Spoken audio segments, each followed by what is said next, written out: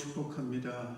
9월 3일 새날을 맞이한 우리 성도님들에게 주님의 은혜가 충만하시기를 기원하면서 새벽 영상 예배 시작합니다. 전능하사 천지를 만드신 하나님 아버지를 내가 믿사오며 그 외아들 우리 주 예수 그리스도를 믿사오니 이는 성령으로 잉태하사 동정녀 마리에게 나시고 본디오 빌라도에게 고난을 받으사 십자가에 못 박혀 죽으시고 장사한 지 사흘 만에 죽은 자 가운데서 다시 살아나시며 하늘에 오르사 전능하신 하나님 우편에 앉아 계시다가 저리로서 산자와 죽은 자를 심판하러 오시리라. 성령을 믿사오며 거룩한 공예와 성도가 서로 교통하는 것과 죄를 사해 주시는 것과 몸이 다시 사는 것과 영원히 사는 것을 믿사옵나이다. 아멘.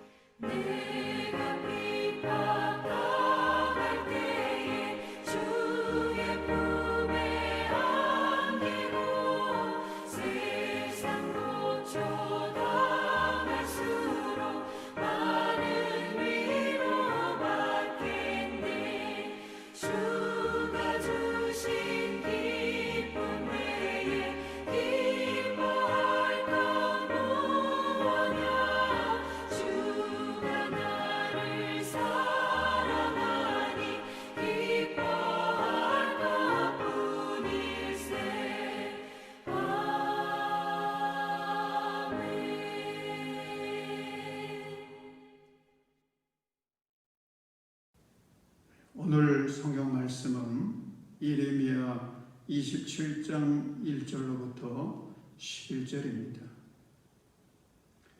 요시아의 아들 시드기야가 유다 왕이 되어 다스리기 시작할 무렵에 주님께서 예레미야에게 말씀하셨다. 주님께서 나에게 이렇게 말씀하셨다. 너는 나무 멍에들을 만들어 밧줄을 달고 그 멍에들을 내 목으로 메어다가 지금 유다왕 시드기야를 만나려고 예루살렘에 와 있는 사절들에게 나누어 주어 그것들을 에돔 왕과 모압 왕과 암몬 사람의 왕과 두로 왕과 시돈 왕에게로 보내어라. 너는 또 그들에게 이렇게 명령하여 각자 상전에게 전하게 하여라. 나 만군의 주 이스라엘의 하나님이 말한다. 너희는 각자 상전에게 전하여라.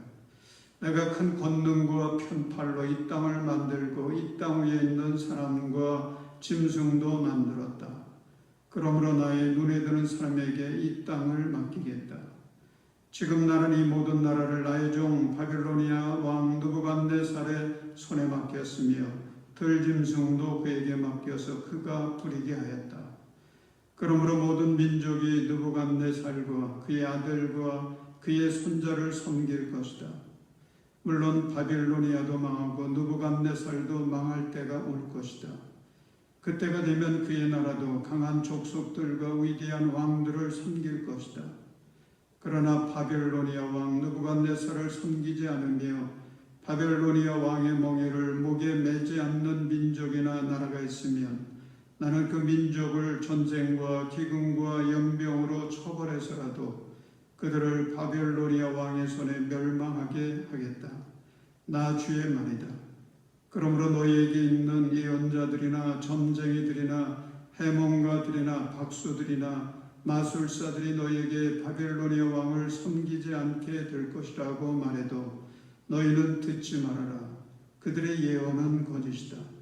너희가 그들의 말을 듣게 되면 너희는 고향 땅에서 멀리 쫓겨나게 될 것이다. 내가 너희를 내쫓아 멸망하게 할 것이다.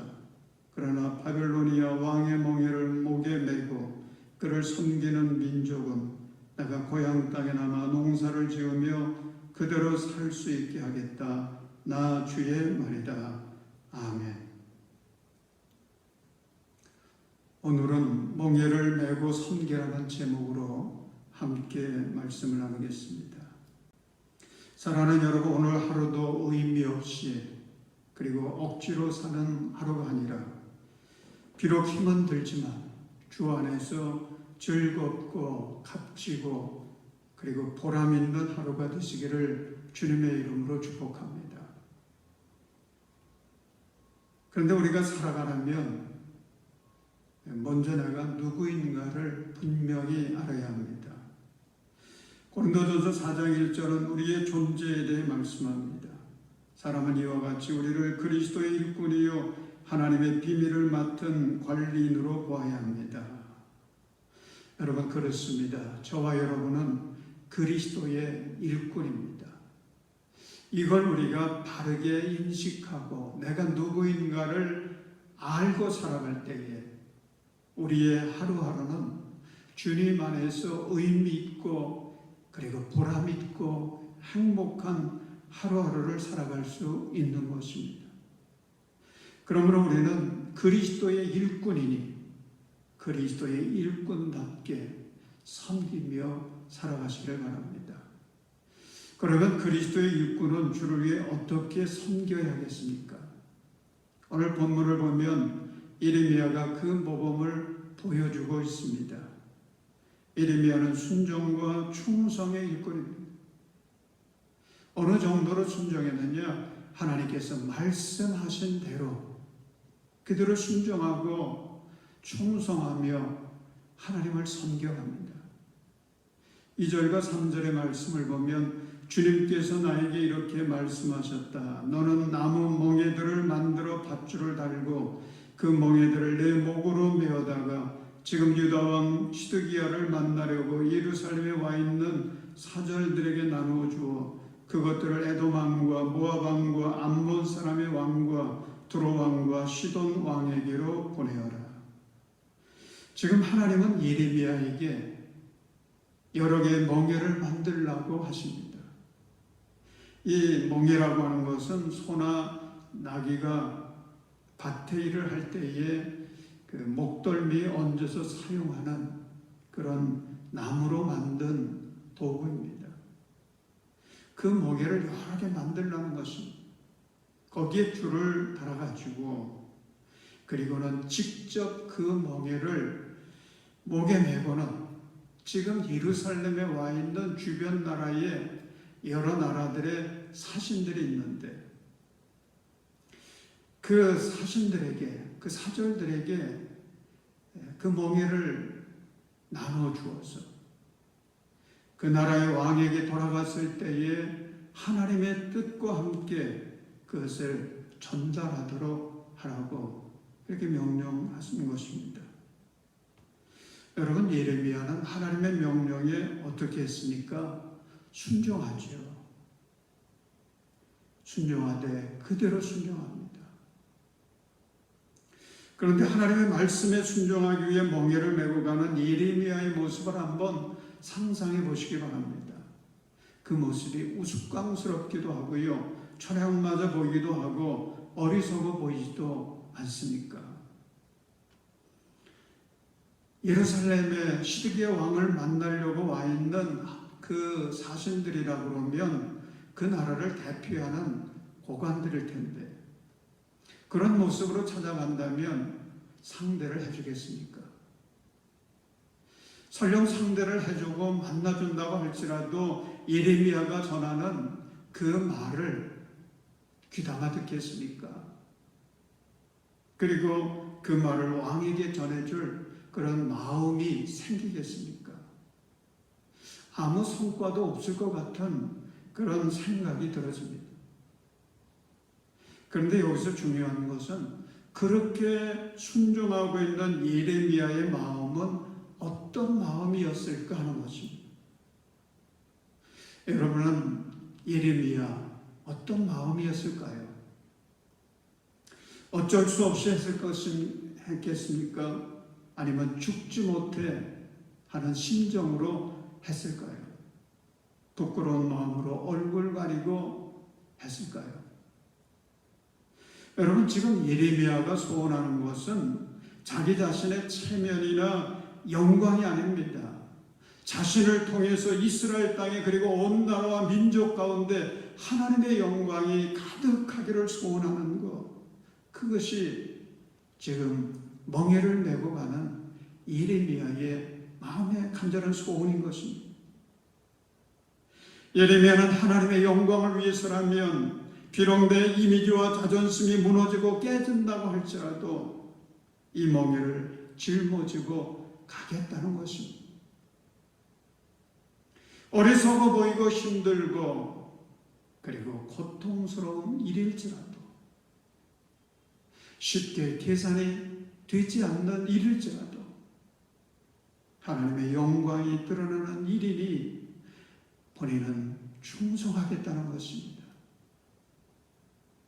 예레미야는 그런 사명감으로 충만해서 지금 멍에를 메고 가고 있습니다. 사랑하는 여러분, 그리스도의 일꾼인 여러분도 하나님의 영광을 위한 이런 사명감으로 충만하시기를 주의 이름으로 축원합니다. 5절을 보십시오. 하나님의 속마음을 드러내는 말씀이 나옵니다. 내가 큰 권능과 편팔로 이 땅을 만들고 이 땅 위에 있는 사람과 짐승도 만들었다. 그러므로 나의 눈에 드는 사람에게 이 땅을 맡기겠다. 여러분, 온 세상은 모두 누구의 것이죠? 그렇습니다. 하나님의 것입니다.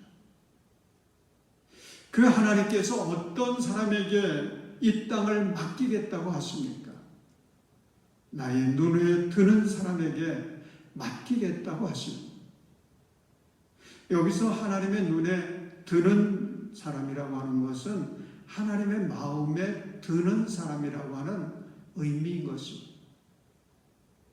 성경에 수많은 사람들이 등장합니다만 그 중에 다윗을 우리는 생각해 보려고 합니다. 이 다윗에 대해서 사도행전 13장 21절은 이렇게 소개하고 있습니다. 그는 내 마음에 드는 사람이다. 그러면서 그가 내 뜻을 다 행할 것이다라고 축복을 선포하고 있습니다. 그래서 주님은 주님의 마음에 들었던 이 다윗의 인생을 아름답게 하십니다. 특별히 그 후손을 복주셔서 그 후손 가운데서 예수 그리스도 메시아가 세상에 오게 하십니다. 그래서 마음에 들었던 이 다윗의 인생이 얼마나 큰 영광을 누리게 되었는지. 사랑하는 여러분, 우리 성도님들 한 분 한 분이 모두 주님의 눈에 드는 사람, 주님의 마음에 드는 사람이 되시기를 축원합니다. 그런데 주님은 어떤 사람을 마음에 들어 하실까요? 예레미야를 보면 알 수 있습니다. 어떤 상황에서도 주님의 영광을 위해서 사명의 멍에를 메고 섬기고 충성하는 일꾼입니다. 그런데 9절, 10절을 보십시오. 주님의 일꾼이 주의해야 할 것을 말씀을 하십니다. 그러므로 너희에게 있는 예언자들이나 점쟁이들이나 해몽가들이나 박수들이나 마술사들이 너희에게 바벨로니아 왕을 섬기지 않게 될 것이라고 말해도 너희는 듣지 말아라. 그들의 예언은 거짓이다. 너희가 그들의 말을 듣게 되면 너희는 고향 땅에서 멀리 쫓겨나게 될 것이다. 내가 너희를 내쫓아 멸망하게 할 것이다. 여러분, 우리가 사명의 멍에를 메고 나아갈 때에 우리를 흔들고 회방하는 것이 있습니다. 사탄의 역사입니다. 사탄은 유혹합니다. 하나님께 순종하지 말아라. 하나님 나라를 위해 헌신하지 말아라. 그렇게 해봐야 너만 손해보는 거야. 여러분, 이런 유혹은 대단히 설득력이 있습니다. 왜냐하면 세상적인 기준으로 보면 맞는 말이기 때문에 그렇습니다. 우리가 주일을 하는 시간에 가정일을 하나라도 더 한다면, 돈 버는 일에 하나라도 더 힘쓸 수 있다면 그게 내게는 유익이 되지 않습니까? 그러나 10절은 분명히 말씀합니다. 그들의 예언은 거짓이다. 그러니 그 거짓말을 듣지 말라고 하시는 겁니다. 그 거짓말을 따르게 되면 멸망하게 된다고 경고도 하십니다. 사랑하는 여러분, 거짓과 진실을 구분하시길 바랍니다. 진실은 목숨 걸고 따라야 합니다. 그러나 거짓은 이겨내야 됩니다. 극복해야 됩니다. 따라가면 손해입니다. 그러므로 사탄의 유혹을 말씀으로 이기십시오. 마태복음 16장 보면 예수님께서 제자들에게 내가 예루살렘에 올라가서 고난을 받고 죽임을 당해야 하며 사흘째 되는 날에는 다시 살아나야 한다는 것을 말씀하십니다. 다시 말하면 이제 십자가의 길을 예수님은 가야 된다고 하는 그런 말씀이죠. 그래서 베드로가 예수님의 길을 가로막고 만류합니다. 그때 예수님께서 베드로를 향해서 뭐라고 말씀하십니까? 사탄아, 내 뒤로 물러가라. 너는 나에게 걸림돌이다. 너는 하나님의 일을 생각하지 않고 사람의 일만 생각하는구나. 그러면서 단호하게 물리치시면서 십자가의 길을 가십니다. 그러면서 제자들을 향해 당부하신 말씀, 마태복음 16장 24절의 그 유명한 말씀입니다. 누구든지 나를 따라오려거든 자기를 부인하고 제 십자가를 지고 나를 따라오너라. 그러면서 거기에 덧붙여 주신 약속의 말씀이 있습니다. 인자가 자기 아버지의 영광에 쌓여 자기 천사들을 거느리고 올 터인데 그때 그는 각 사람에게 그 행실대로 갚아줄 것이다. 여러분, 그리스도의 일꾼은요, 주님의 약속이 있는 사람들이에요. 그거 영광스러운 하늘의 약속이 있습니다. 그래서 그리스도의 일꾼으로서 사명의 멍에를 메고 주님을 섬겨가는 것은 귀한 것입니다. 결코 포기할 수 없는 길입니다. 어렵고 때로는 힘이 들어도 소망이 있고 보람이 있는 것입니다. 어느 작은 시골 교회에서 목회하던 목사님의 이야기입니다. 이 목사님에게는 5학년짜리 딸이 있었는데 어느 날 학교 숙제를 가지고 왔습니다. 그 숙제 내용은 자신을 포함해서 함께 여행 가고 싶은 사람 10명을 적어보라고 하는 거였고, 그 사람들이 모두 물에 빠져서 이제 한 명만 구조해야 된다고 그러면 누구를 구조하겠느냐, 그런 거에 대한 내용이었습니다. 딸은 10명의 이름을 다 적었습니다. 거기에는 그 가족들 5명의 이름도 다 포함이 되어 있습니다. 이제 그 중에서 한 명씩 이름을 지어나가는 것입니다. 나중에는 5명의 자기 가족만 남게 됐습니다. 먼저 자신을 포기했습니다. 그 다음에는 엄마, 그 다음에는 남동생, 그리고는 여동생을 차례로 포기하고 마지막으로 아빠를 살리겠다고 했습니다. 딸은 그 이유를 이렇게 말합니다. 아빠는 하나님 말씀을 전해야 하잖아요. 하나님 말씀은 생명을 살리잖아요. 그 딸의 이야기를 들은 목사님은 망치로 뒤통수를 맞은 것 같았다고 고백했습니다. 당시 목사님은 시골교회 목회를 하면서 탈진된 상태였습니다. 여기서도 목회를 해야 하고 고민하고 있던 그런 순간이었던 것입니다. 목사님은 그 딸의 말을 하나님의 음성으로 들었습니다.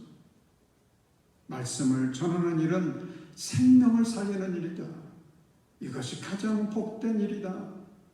그래서 그 위기를 극복하고 계속 목회를 할 수 있었다는 이야기입니다. 여러분, 세상에서 가장 가치 있는 일이 무엇이겠습니까? 나를 살리신 주님을 드러내는 일이 아니겠습니까? 어디서 주님을 드러내야 됩니까? 내가 살아가고 있는 가정에서, 직장에서 주님을 드러내야 됩니다. 주님의 영광을 나타내야 됩니다. 그것이 그리스도의 일꾼으로 살아가는 것입니다. 만약 우리가 그런 소망과 사명감을 가지고 살아간다면 우리의 삶에는 반드시 주님이 주시는 기쁨이 있습니다. 의미가 담겨지게 되는 것입니다. 복된 삶이 되는 것입니다. 여러분은 지금 하루하루를 어떤 마음으로 살아가고 있습니까?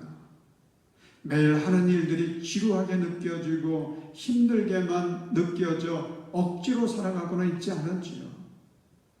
그렇다면 이 새벽에 다시금 내가 그리스도의 일꾼임을 선포하시기 바랍니다. 나는 가정에서든 직장에서든 교회에서든 하나님의 영광을 위해 살아가겠노라고 선포하시기 바랍니다. 그리고 예레미야가 하나님의 말씀에 멍에를 메고 섬겼듯이 예수님께서 십자가를 짊어지고 죽도록 충성했듯이 그렇게 여러분들도 오늘 하루 하나님의 영광을 위해 섬기는 하루가 되어서 하나님의 눈에 쏙 드는 자들이 되시고 하나님께서 약속하신 복을 누리는 그리스도의 좋은 일꾼들이 되시기를 주님의 이름으로 축원합니다. 기도드리겠습니다. 우리 모두의 생사복을 주관하시는 하나님, 저희들을 사랑하셔서 그리스도의 일꾼으로 삼아주신 것을 감사합니다.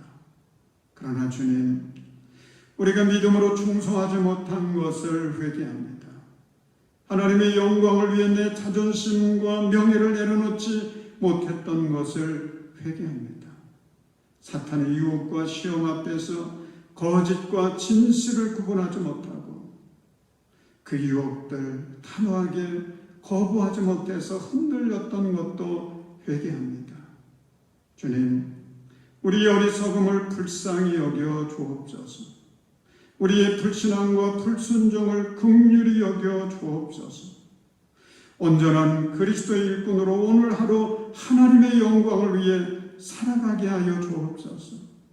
코로나로 인해 지쳐가는 우리 성도들의 가정마다 믿음과 소망과 사랑으로 가득하게 하시고 평화와 기쁨과 감사로 충만하게 하셔서 하나님의 위대하심을 증거하게 하옵소서. 우리 성도들의 자녀 손들을 복주셔서 이 세상을 이끌어가고 변화시켜가는 빛과 소금들 되게 하여 주옵소서. 우리 성도들의 건강을 지켜주시고 일터에 은혜를 내려주셔서 어느 곳에서나 하나님의 영광을 드러내게 하시옵소서. 우리 성북 지방의 36교회를 모두 사랑해 주시고 지켜주셔서 어려움 당하는 교회들이 없게 하시고 함께 연합하여 성북구를 복음하게 하옵소서. 예수님의 이름으로 기도드립니다. 아멘. 하늘에 계신 우리 아버지여, 이름이 거룩히 여김을 받으시오며 나라의 임하옵시며 뜻이 하늘에서 이룬 것 같이 땅에서도 이루어지이다. 오늘날 우리에게 일용할 양식을 주옵시고 우리가 우리에게 죄 지은 자를 사여 준 것 같이 우리의 죄를 사여 주옵시고 우리를 시험에 들게 하지 마옵시고 다만 악에서 구하옵소서. 대개 나라와 권세와 영광이 아버지께 영원히 있사옵나이다. 아멘. 이제 우리 기도의 시간을 갖겠는데 먼저 공동의 기도의 제목 5가지를 가지고 하나하나 간절히 기도하시고 그리고 여러분들의 개인 기도 제목 가지고 계속 기도하시기를 바랍니다.